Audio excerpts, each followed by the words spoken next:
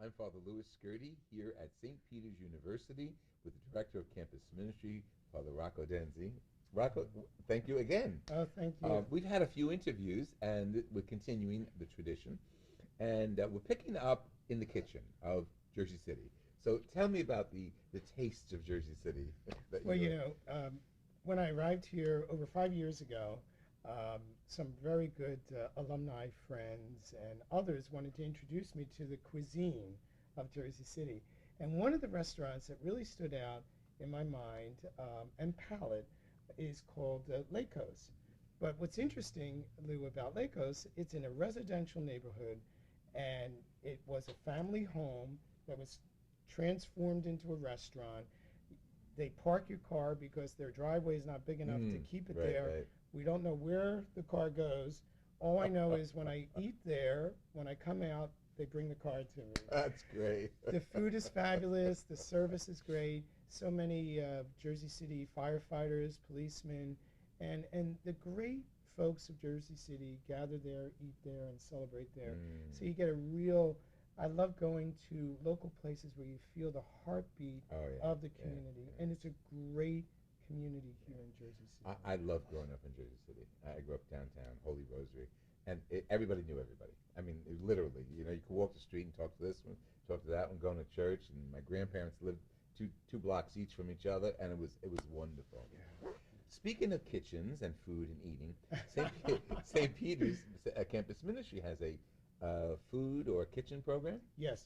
What is that all that about? Yeah, several years ago, one of my other great staff members, Eric Seckel, who's also a Jersey City boy, um, he came to me shortly after I took over as director of campus ministry, and he said, Rocco, I've been reading about this initiative that's kind of growing across the country and at different universities and colleges where it's called Campus Kitchen, where food is retrieved from the food service of that institution along with other restaurants in the area, Right. and food is repackaged and then gotten out into the community to support soup kitchens, Meals on Wheels, getting food to our elderly and shut-ins. Is it like Second Harvest? Are you familiar with that?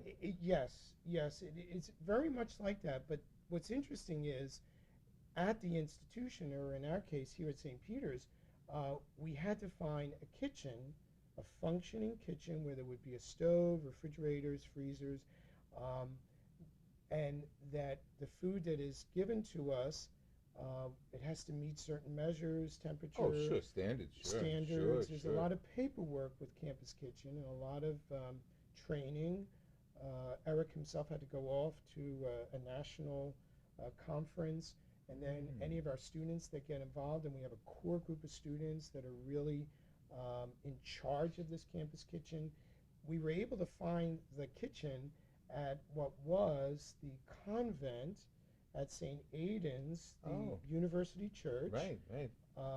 And there is a convent building and a decent-sized kitchen, thanks to the generosity of alumni and friends, and hearing Eric's passion for this possibility and this project.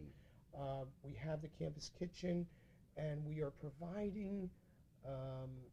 We've increased the number of days where we're repackaging and getting food into the community. Right.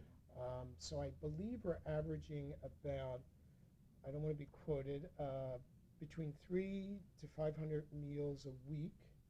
And Eric's dream for this year, so that our students could have a little more hands-on with the folks who are receiving the food. There's always the delivery crew. Oh, that's true. There's so many aspects of that. Yes. Right, right. And we have an alum that made a very generous gift. We were struggling we needed a special vehicle to be able to deliver the food Sure. to the agencies, to the soup kitchens, and also to receive the food that was being donated from outside the university Interesting. community. So that one gift, helped us buy a brand new van. Excellent.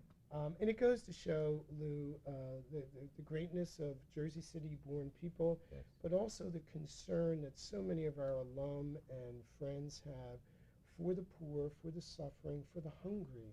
Yes. And I think when we put out what we're trying to do, the generosity, which is also an Ignatian principle, Yes, yes. but that sense of generosity has enabled us to do so many wonderful, transformative things. And it speaks to the spirit of the university, even before when it was a college.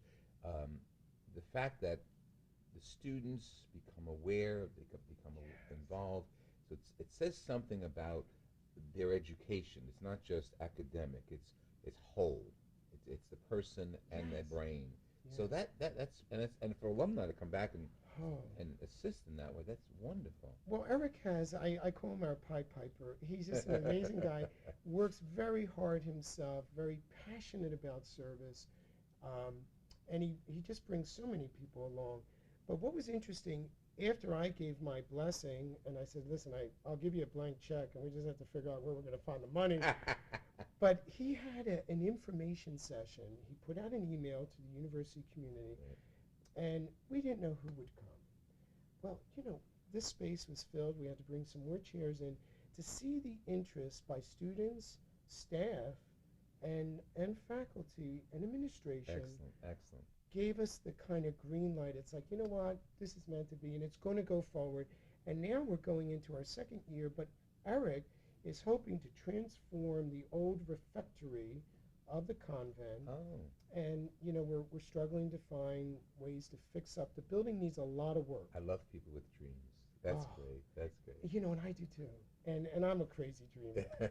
It keeps us young. Absolutely, and on Keeps our us- toes. But he hopes to offer a night where Campus Kitchen is inviting some of the homeless just of our area who Eric has connected with this past year, because along with the Campus Kitchen, we took 2 garages over by the rectory of St. Aidan's and made those into a pantry where there's clothing and toiletries, and we provide also canned goods.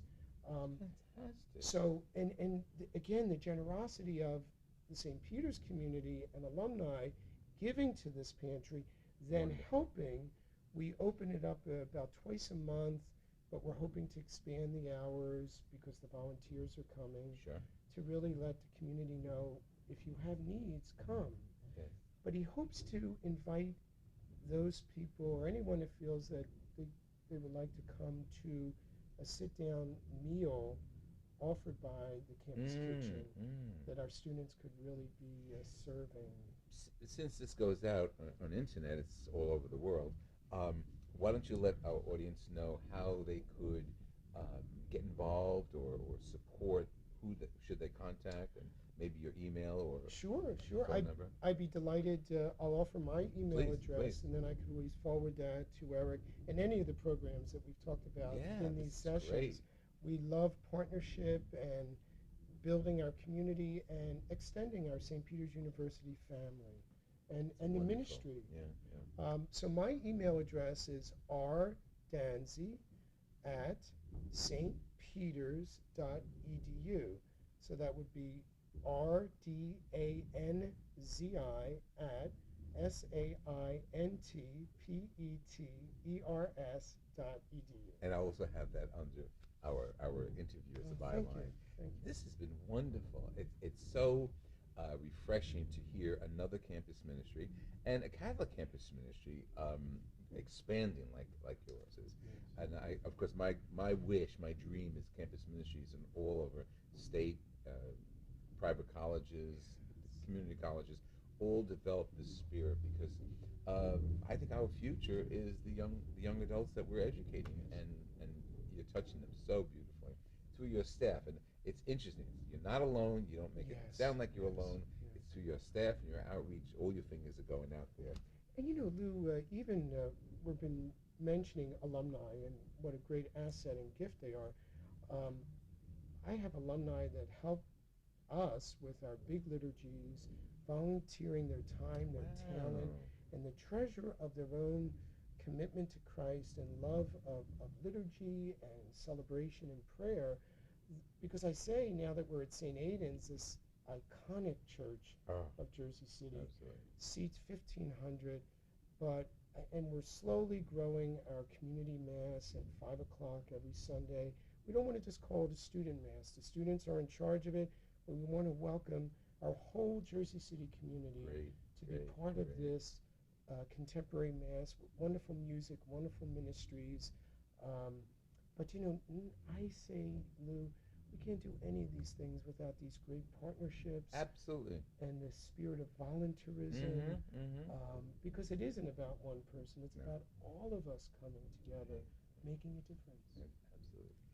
And to our audience, if you want to see a magnificent church, I'm sure there are a lot around the world. St. Aidan's, beautiful Byzantine kind of art, mosaics to die for. Gorgeous. I always love St. Aidan's. This has been Father Louis Scurti with Father Rocco Danzi, finalizing our interviews here at St. Peter's University on campus ministry, diversity, Christianity, the Pope, and of course the Jesuits. Thank you, Rocco. This has been wonderful. Thank you. Yes.